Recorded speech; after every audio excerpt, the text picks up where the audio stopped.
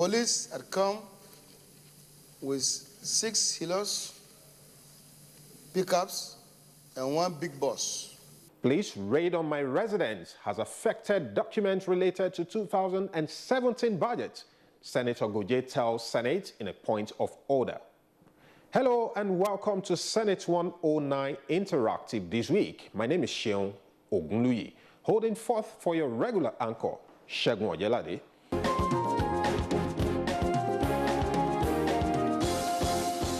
The Senate resumed from the Easter break to the sad news of the demise of one of their own, Senator Isiaka Adeleke, representing Osun West Senatorial District of Osun State, who suddenly died 2 days to the resumption of the Senate. Senators, in compliance with its tradition, suspended sitting in the first day of resumption in honor of the late senator. I rise this morning to come under this order with very heavy heart to announce the death of one of our colleagues, very distinguished Senator Isiaka Adetunji Adeleke, the Chairman, Senate Committee on Capital Market. Mr. President, distinguished colleagues,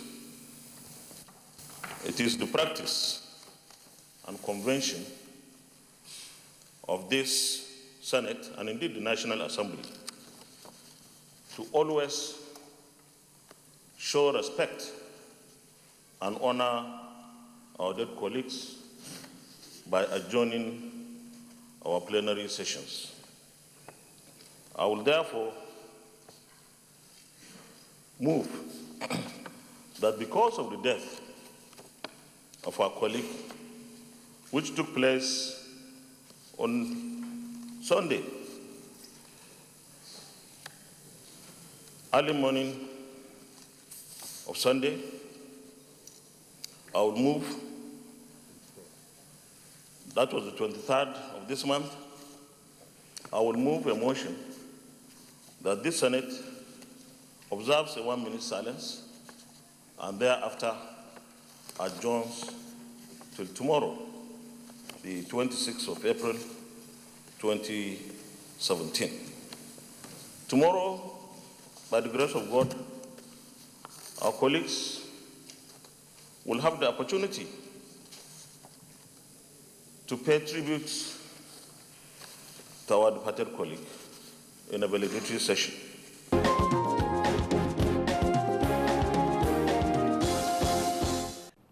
And on Wednesday, April 27th, Senate reconvened for plenary, where Senate President Abubakar Bukola Saraki read out some communications from the executive arm. Letter for Mr. President. Request for approval for Federal Government 2016-2018 External Borrowing Rolling Plan.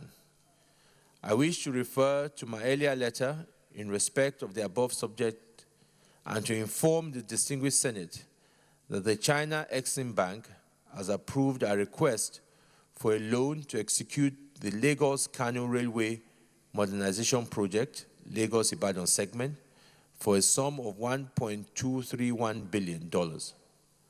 The Chinese have also informed us that approval of the Lagos-Kano Railway Modernization Project, Kano-Kaduna segment, and Coastal Railway Project, Lagos-Calabar segment, are imminent. China Exim supported projects. 1. Lagos-Kano Railway Modernization Project, the Lagos-Ibadan segment, $1.231 billion. Lagos-Kano Railway Modernization Project, Kano-Kaduna segment, $1.146 billion. And 3. Coastal Railway Project, Lagos-Calabar segment, $3.474 billion, making a total of $5.851 billion. As you are aware, the funds available under the China Africa Fund are limited, and loan applications from all African countries are funded based on first come, first served. And therefore, there's an urgent need for us to sign these loans as soon as they are approved, or we may lose out in the event that we delay in signing the loan agreement. These loans form part of our overall rail funding strategy. We're already in the process of completing the concession of the Port Harcourt to Maiduguri line to immediately link the eastern part of the nation. We fully intend to source further concessional funding to ultimately upgrade this critical line to a high-speed standard gauge line. These projects form part of our overall plan to resuscitate the rail transport across the nation and thereby drive inclusive growth.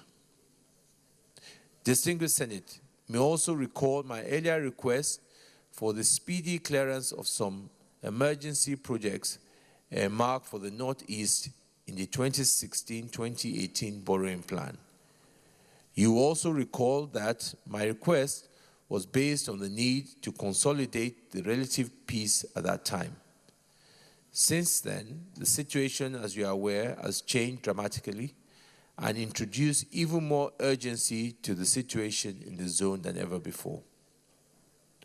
While the capture and destruction of the stronghold of Boko Haram in Sambisa Forest was welcome news, the recent unfortunate incident of the bombing of an IDK camp by mistake with loss of civilian lives brings to fore the need to resettle the people back to their homes quickly in order to avoid such incidents in the future. However, for us to be able to do this, there is need for urgent consideration of the identified projects which will enable us to start reconstruction and rehabilitation of the region in order to create jobs for the people and rehabilitate the schools to get the children off the streets and into schools. The World Bank has approved a sum of $575 million to assist the federal government of Nigeria in these reconstruction and rehabilitation efforts, as well as for the procurement of vaccines and other ancillary facilities for national routine immunization to eradicate polio after the outbreak in the Northeast in 2016. The projects earmarked for the emergency rehabilitation and reconstruction in the Northeast are as follows.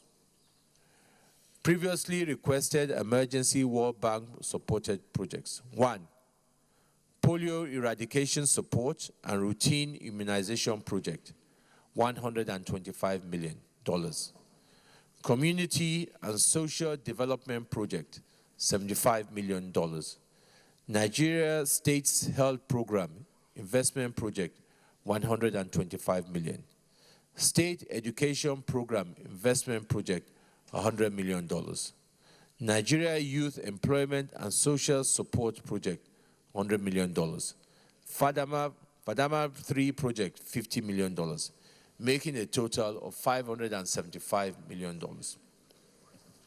I wish to also inform the distinguished Senate that our National Social Safety Net Program, which is intended to assist the poor and most vulnerable people in our societies nationwide, started this January 2017 with the first cash transfer payments in 8 states. However, for us to expand the program to all the states, we need additional resources in addition to our 2017 budgetary allocation. It is for this reason that I am requesting your early consideration of the proposed World Bank-assisted $500 million loan to help expand the assistance and support to the poor, our most vulnerable, especially in these difficult times. Additional emergency World Bank-supported project. 1. Social Inclusion and Welfare Advancement Project, $500 million. Total, $500 million. Given the current state of our economy and the need to urgently address some of our infrastructure deficiencies in order to quickly improve the livelihood of our people, it has become imperative that we work together in an expeditious way to get our economy out of recession and back to growth. Distinguished Senate, an expeditious consideration and approval of this request will go a long way in bringing stability to the Northeast and improvement on the infrastructure and by extension, a great improvement in the economy and livelihood of our people. In view of the above, this distinguished Senate is invited to urgently consider and approve all the above projects totaling a sum of $6.926 billion to enable us commence the construction and rehabilitation of the Northeast, provide for the poor and most vulnerable people, and commence the rail projects in earnest. I believe your early approval will lead to a quick recovery in our economy and return it to the path of growth. Please accept, distinguished Senate President, the assurance of my highest regards. Yours sincerely, Muhammadu Buhari. Senate President also announced the submission of the names of 3 non-career ambassadorial nominees and 5 non-executive board of directors of the Central Bank of Nigeria. Dear distinguished Senate President, submission of ambassadorial nominees for confirmation. With reference to your letter dated 28th of March 2017, I have the honor to present the underlisted non-career ambassadorial nominees for confirmation by the Senate. 1. Justice Sylvanus Adewere Sofo, Imo, resubmission. Joseph Olushola Iji Ondo, replacement. Commodore Yusuf Jonga Ina Gombe, replacement. Letter from Mr. President, 12th of April 2017. Confirmation of appointments. In accordance with section, dear distinguished Senate President, confirmation of appointments.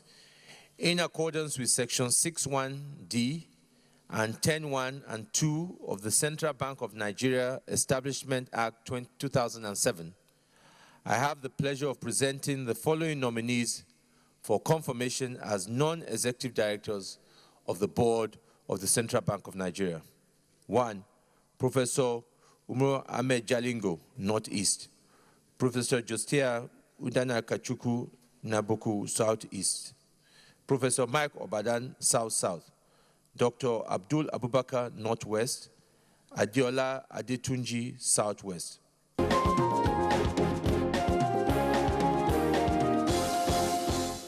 Drawing inspiration from Order 49 of the Senate Standing Rules, Senator Danjuma Goje, Chairman Senate Committee on Appropriation, raised a point of order on the 2017 appropriation bill.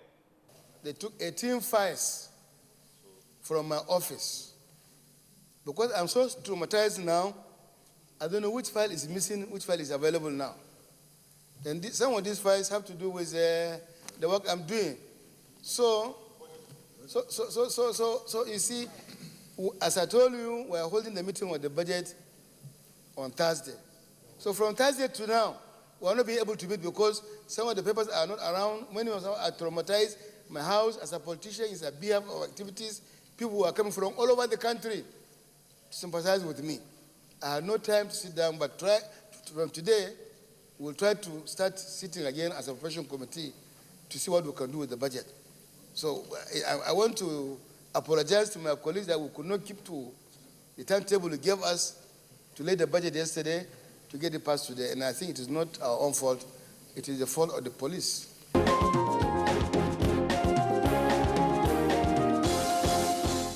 The Senate dedicated the rest of the day to late Isiaka Adeleke as senators took turn to pay tribute in a valedictory session that betrayed the emotions of the lawmakers. The Senate knows that the Senate will surely miss him for his political astuteness, forthrightness, a team player, consensus builder, politician par excellence, legislative icon, and celebrated administrator of immense sagacity. He was conferred with the national honor of the Commander of the Order of Niger, CON, Adieu, Senator Isiaka Adeleke. Accordingly, Mr. President, distinguished colleagues, the Senate resolves to observe a 1-minute silence in honor of the late distinguished Senator Isiaka Adetunji Adeleke, and 2, the Senate sends a high-powered delegation to commiserate with the family, the people of Osun State, and government over the irreparable loss. I so move. For us from Enugu State, he is the 4th senator. Adeleke, as we've been told, was born at Enugu. He grew up in Enugu and he imbibed the Igbo spirit. He imbibed the spirit of republicanism, and nobody drives him by the nose. He learned the art of trading and survival, entrepreneur and nationalism, and that has kept him till today. Indeed, he's a nationalist, a patriot.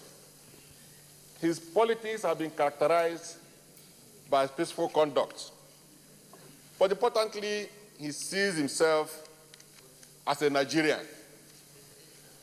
And in all his conduct and attitude, in all transits, he has preached peace and accommodation. He was such a gentleman. He was indeed a bridge builder. Distinguished colleagues, there is this adage that one tree does not make a forest.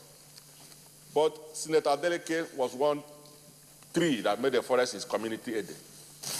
I'm the person that is seated closely to the late Senator Adeleke Ishaka. And the little time I've stayed as a neighbor to a colleague of mine shows that he's a down-to-earth person, was a down-to-earth person. Someone just made mention about his dressing, very impeccable in his dressing, even in his manner. There's no a time that once he comes into the chamber, he will not leave, especially myself, with a smiling face. And one thing that he normally said is take life on his own stride. Enjoy yourself and leave the rest for tomorrow. And indeed, today he's no more with us. My prayer to God is that the example is set for all of us in being a man of peace will continue throughout the politics of Nigeria. I also pray that those who call him their leaders will also give peace a chance. He was a Muslim who must have believed that only God has the final say on life and death. May God give all of us the wisdom to live our life in such a way that we can apply our life unto wisdom. May God bless Cherubawon. May God bless Omabalogun. May God bless the Asiwaju of Fede. And may God bless the man who once occupied that seat. The man who cannot be with us again. May he rest in perfect peace. Mr. President, dear colleagues, I came to know Senator Adeleke in the 6th National Assembly. But it wasn't that very close.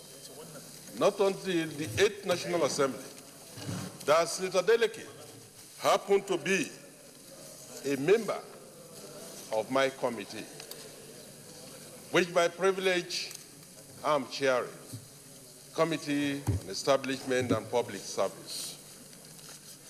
Mr. President, dear colleague, there is no gainsaying the fact that Senator Adeleke was a gentleman. He was a nice man. And Mr. President, he was one of the few committee members that you can lay trust on at any given point in time.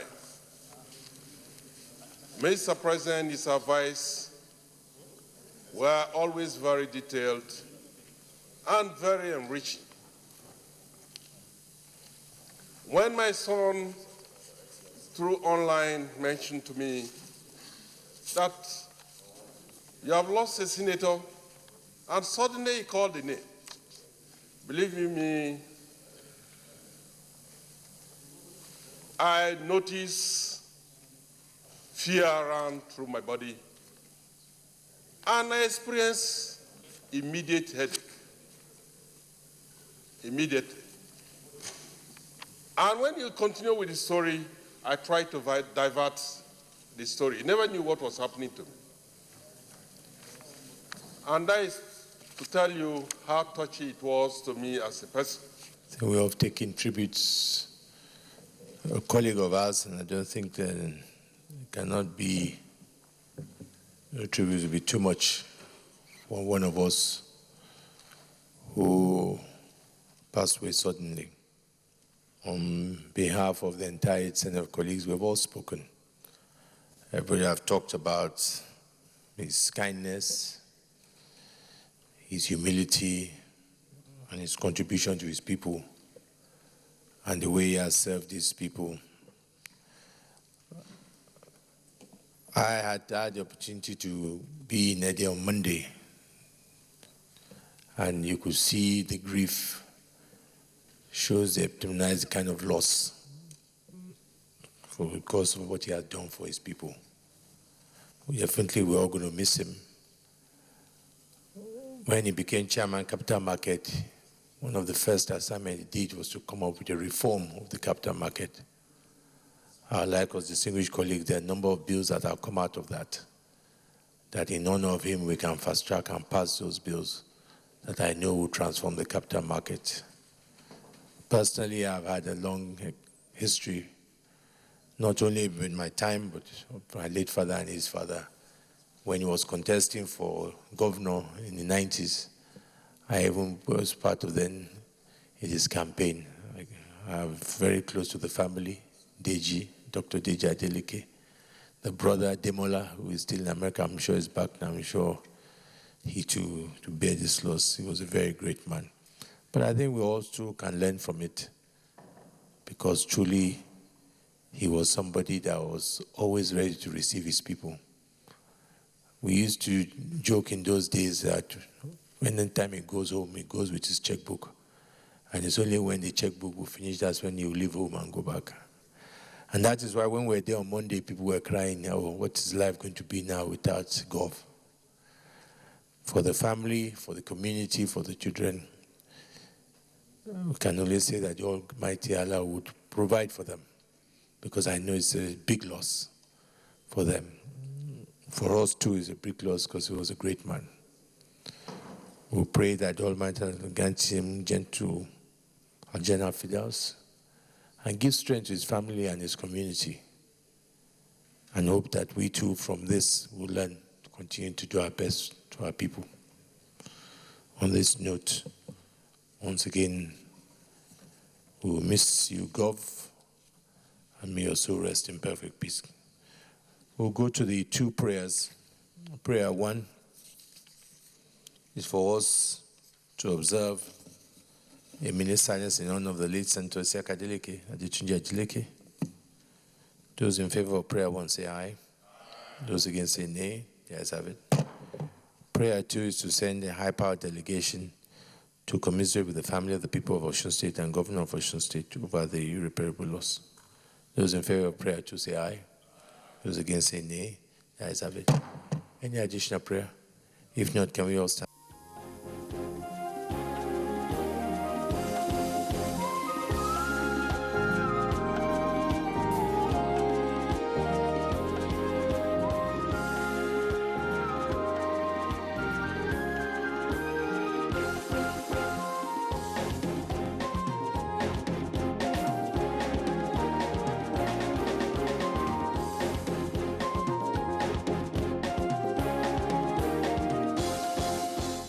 And that's much we can take in this week's edition of Senate 109 Interactive. Join us next week for another edition that will hopefully discuss more on the 2017 appropriation bill and other issues of national interest. On behalf of everyone that has contributed to this production, my name is Sheon Ogunluyi, thanking you for sharing your time with us this week. See you again next week.